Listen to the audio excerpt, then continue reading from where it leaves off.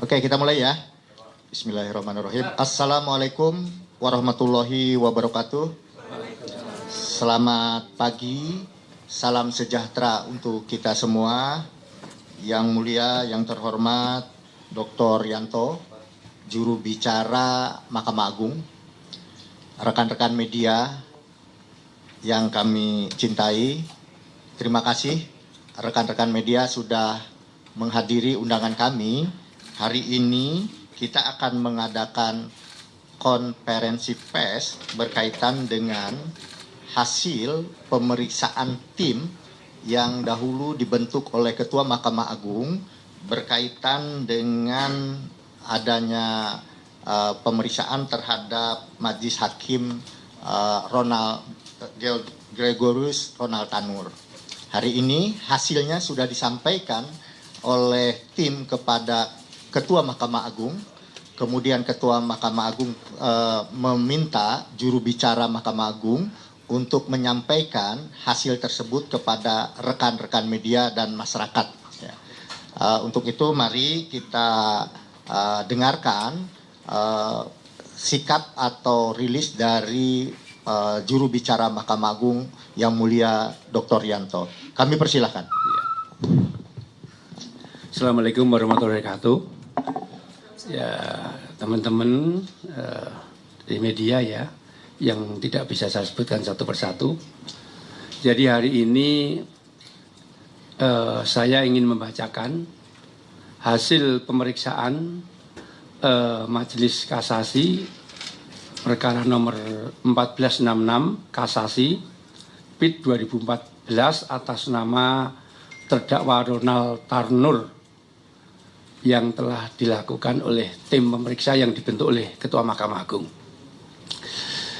Menyikapi maraknya pemberitaan di media elektronik berkaitan dengan dugaan pelanggaran kode etik dan pedoman perilaku hakim oleh Majelis Hakim Kasasi perkara nomor 1466 Kasasi _PIT _2024 atas nama Ronald Tanur, Mahkamah Agung membentuk tim pemeriksa khusus yang dipimpin oleh Ketua Kamar Pengawasan Mahkamah Agung RI. Pemeriksaan telah rampung dilaksanakan dan laporannya sudah diserahkan kepada Yang Mulia Ketua Mahkamah Agung RI. Berikut kronologis dan hal-hal penting terkait pemeriksaan yang dapat kami informasikan. Pertama, pemeriksaan dilakukan berdasarkan surat tugas nomor 220 _KMA_ST _PW1.3/10/2024 yang dikeluarkan oleh Ketua Mahkamah Agung RI pada tanggal 28 Oktober 2024. Tim pemeriksa terdiri dari 3 orang hakim agung yang diketuai oleh Kamar Pengawasan Wiarso Budi Santiarto, dengan anggota tim pemeriksa Yang Mulia Jupriyadi dan Nur Ediono yang merupakan Hakim Agung Kamar Pidana Mahkamah Agung RI. Pada pemeriksaan tersebut, Sekretaris Mahkamah Agung yang juga merupakan PLT Kepala Badan Pengawasan ditunjuk sebagai Sekretaris Tim Pemeriksa. Dasar pembentukan tim pemeriksa Majelis Kasasi perkara nomor 1466 K PIT 2024 adalah terkait adanya pemberitaan media elektronik yang menyebut ada pemufakatan jahat, suap untuk mengkondisikan perkara kasasi Ronald Tanur. Informasi tersebut juga menyebutkan bahwa ZR sudah bertemu dengan Majelis Kasasi perkara tersebut. Oleh sebab itu, Yang Mulia Ketua Mahkamah Agung RI membentuk tim pemeriksa untuk melakukan klarifikasi dan pemeriksaan terhadap Hakim Agung SA dan ST. Keempat, tim pemeriksa telah melaksanakan pemeriksaan secara maraton mulai dari tanggal 4 November 2024 sampai dengan 12 November 2024. Pemeriksaan dilakukan di 2 tempat, yaitu di Kejaksaan Agung RI dan di Mahkamah Agung RI. 5. Pemeriksaan terhadap YR dilaksanakan pada hari Selasa tanggal 4 November 2024 di ruang rapat Direktorat Eksekusi Jampitsus Kejaksaan Agung Republik Indonesia, Jalan Sultan Hasanuddin, nomor 1 Kebayoran Baru, Jakarta Selatan, dengan didampingi oleh, dengan didampingi oleh 2 orang jaksa dari Kejaksaan Agung, sehingga apa yang ditanyakan oleh tim pemeriksa kepada YR dan apa yang telah dijawab oleh ZR itu semua didengar, dilihat, dan diketahui oleh 2 orang jaksa tersebut. Sedangkan pemeriksaan terhadap para terkait dan para terlapor dilakukan pada hari Selasa tanggal 12 November 2024 bertempat di ruang sidang Ketua Kamar Pengawasan B206 Mahkamah Agung Republik Indonesia, Jalan Merdeka Utara, Jalan Medan Merdeka Utara, nomor 9-13 Jakarta Pusat. Yang keenam, tim pemeriksa telah memeriksa para saksi, para terkait dan terlapor, serta dokumen-dokumen yang relevan. Yang ketujuh, dari pemeriksaan tersebut ditemukan fakta hanya Hakim Agung S yang pernah bertemu dengan JR.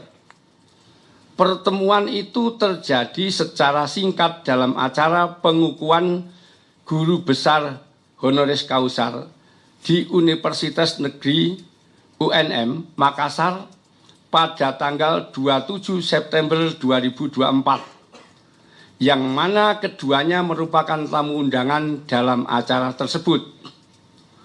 Pada pertemuan esindentil dan berlangsung singkat tersebut, ZR sempat menyinggung masalah kasus Ronald Tanu, tetapi tidak ditanggapi oleh Hakim Agung S. Dan tidak ada fakta pertemuan lain selain pertemuan di UNM tersebut. Adapun Hakim Agung A dan ST tidak dikenal oleh ZR dan tidak pernah bertemu dengan ZR. Bahwa pemeriksaan perkara kasasi Ronald Tanu berjalan secara normal selayaknya perkara kasasi pada umumnya. Putusan kasasi diucapkan pada hari Selasa tanggal 22 Oktober 2024 yang isinya mengabulkan kasasi penuntut umum, menyatakan terbukti dakwaan alternatif pasal 351 ayat 3 dengan pidana 5 tahun. Sebagaimana dipublikasikan pada portal info perkara Mahkamah Agung RI. Kesembilan, penangkapan Oknum Hakim PN Surabaya terjadi pada hari Rabu, tanggal 23 Oktober 2024 atau berselang 1 hari setelah putusan kasasi perkara nomor 1466K PIT 2024 diucapkan. Kesepuluh, kesimpulan dari pemeriksaan tidak ditemukan pelanggaran KEPPH yang dilakukan oleh Majelis Kasasi perkara nomor 1466 Kapit 2024 sehingga kasus dinyatakan ditutup. Demikian hasil pemeriksaan dari tim yang dibentuk oleh Bapak Ketua yang mulia Bapak Ketua Mahkamah Agung. Sudah saya bacakan selengkapnya ya. Terima kasih. Baik, teman-teman media sudah mendengar apa yang dibacakan oleh juru bicara Mahkamah Agung, hasil tim pemeriksaan yang dibentuk oleh Ketua Mahkamah Agung terhadap Majelis Hakim Kasasi perkara Gregorius Ronald Tanur. Tadi pada kesimpulannya bahwa tidak ada pelanggaran kode etik pedoman perilaku hakim yang dilakukan oleh Majelis Hakim Kasasi tersebut. Barangkali ada yang mau ditanyakan atau disampaikan kepada juru bicara Mahkamah Agung. Kita kasih kesempatan 3 orang penanya terlebih dahulu. Dari sayap kiri ada 2. Siapa Mbak? Jihan, Pak. Jihan dari Tempo. Mbak Ana dari Tempo juga, bukan? Dian dari Kompas ya. Dia dari Kompas, sorry. Ini kompas.com. Tempo kompas.com. Oke. Silakan Mbak Jihan. Pak Yanto mau tanya aja, S yang dimaksud tadi itu Pak Susilo atau Pak Sutarjo? Iya. Yang dimaksud ST adalah Pak Sutarjo. Jadi ZA tidak kenal sama A dan ST dan tidak pernah ketemu juga. Makasih, Pak. Ya. Ada S, ada ST ya. Oke. Mbak Dian. Saya Dian Pak dari Harian Kompas Ya. Pak mau bertanya tadi kan disebutkan kalau Hakim Agung ST itu bertemu dengan ZR ya. S itu bertemu dengan ZR di salah satu acara di kampus gitu di Makassar, dan itu ada pembicaraan mengenai kasus Ronald Tanur. Itu apa boleh dielaborasi Pak, pembicaraannya seperti apa, ada permintaan seperti apa, dan dijawabnya seperti apa Pak oleh Hakim Agung? Jadi berdasarkan hasil pemeriksaan dari tim tadi, salaman terus kemudian menanyakan apakah tentang kasus tadi ya, kemudian tidak ditanggapi oleh yang bersangkutan. Jadi singkat sekali, jadi seperti itu ya. Pertemuan insidentil ya, bukan direncanakan, tadi disampaikan oleh Yang Mulia. Jadi di lift ditanyakan itu dan tidak ditanggapi oleh Hakim Agung S tersebut. Ya. Dari Mas Kamil silakan. Iya, terima kasih Pak. Tadi penegasan aja, tadi kan pertama antara Hakim Agung S dengan ZR bertemu di universitas ya, karena menghadiri acara begitu ya. Artinya tidak ada tanggapan sama sekali dari Hakim Agung S ke ZR terkait perkara GRT begitu Pak ya.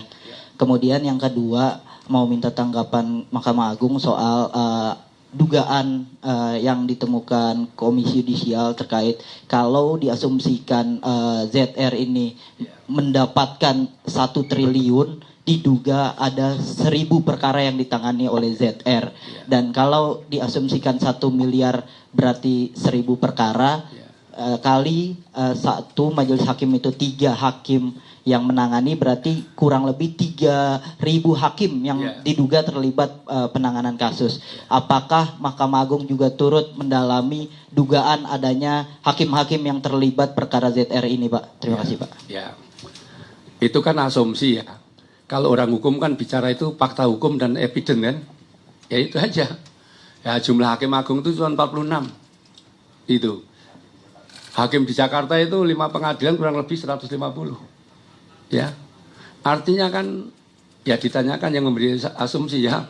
Metodenya seperti apa, teorinya seperti apa kan gitu. Kalau ditanyakan kepada kami ya hakim itu berbicara dengan fakta hukum dan evidence. Evidence yang sah berdasarkan peraturan perundang-undangan, ya. Kalau asumsi nanti beda-beda, orang satu dengan yang lain berbeda asumsinya, ya. Asik. Oke baik, sudah 3 orang penanya dari rekan-rekan media. Ada lagi mau sampaikan? 1, siapa namanya Mas? Wahyu dari Rakyat Merdeka Pak. Wahyu dari Rakyat Merdeka. Ada lagi? Yang lain? Cukup, silakan Mas Wahyu.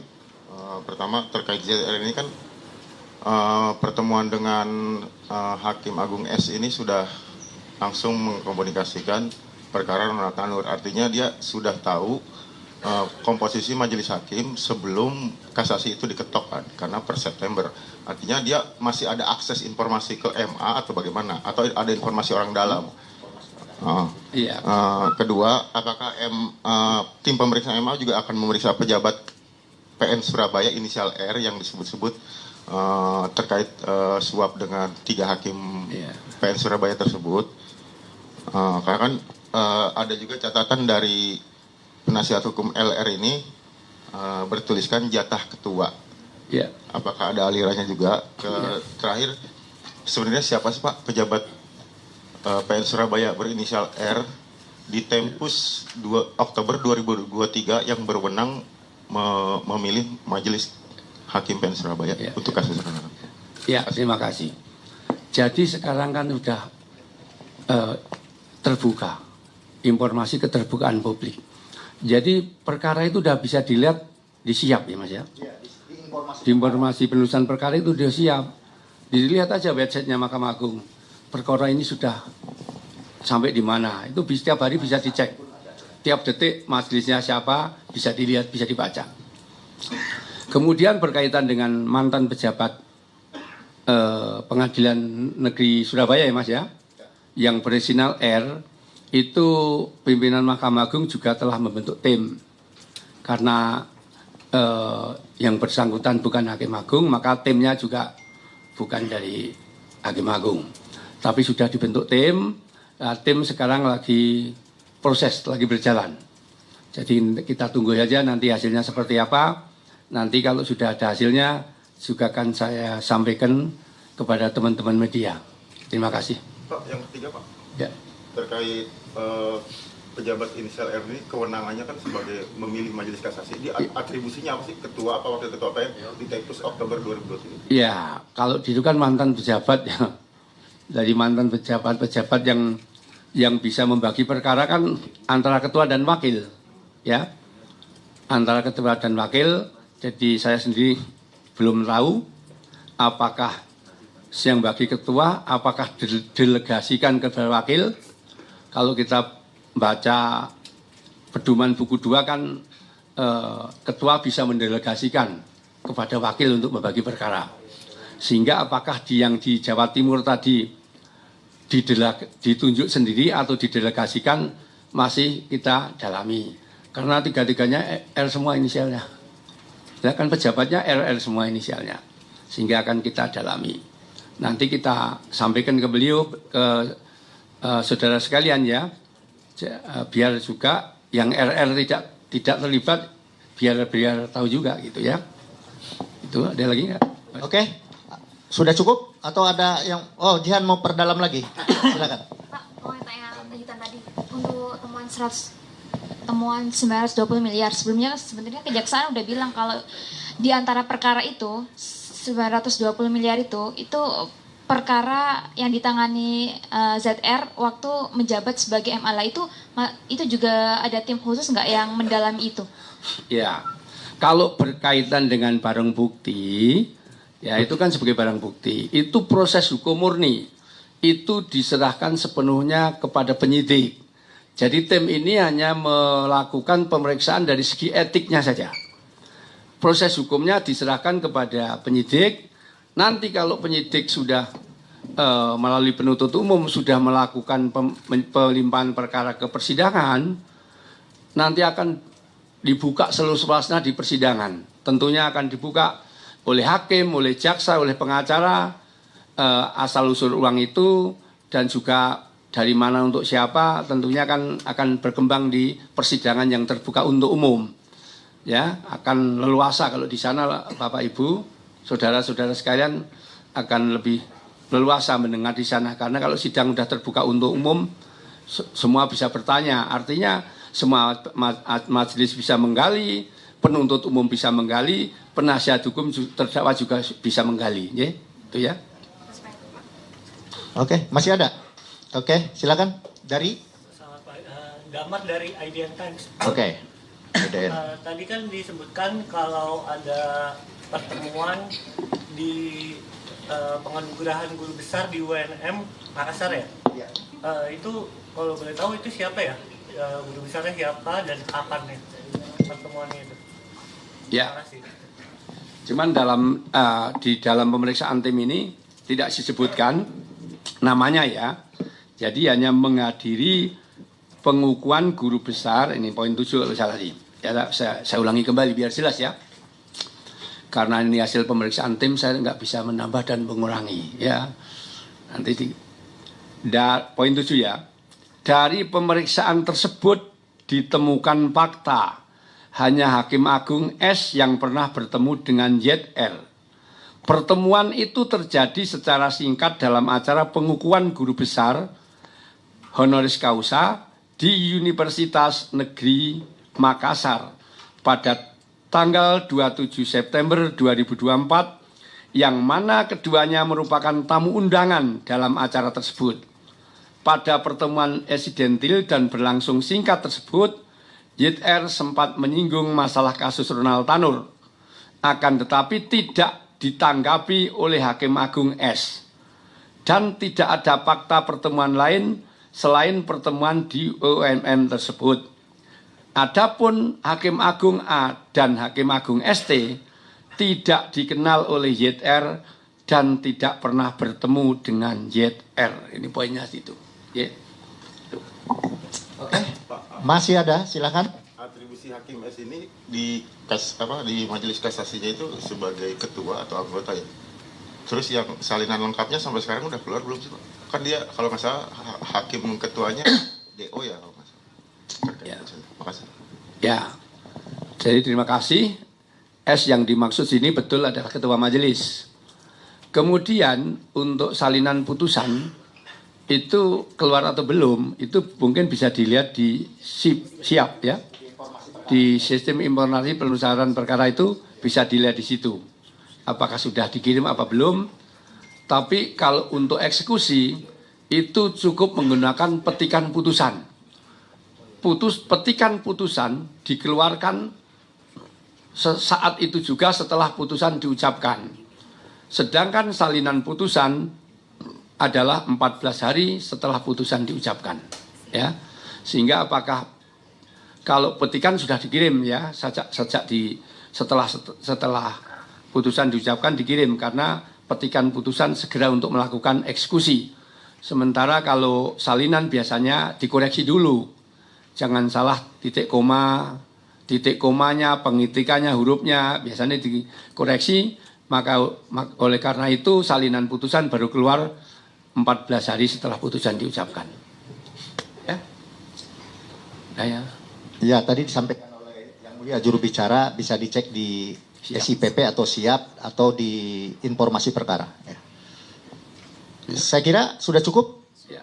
Oke, terima kasih teman-teman media yang sekali lagi memenuhi undangan Biro Hukum dan Humas. Mohon maaf apabila ada kekurangan. Terima kasih. Assalamualaikum warahmatullahi wabarakatuh. Sampai jumpa.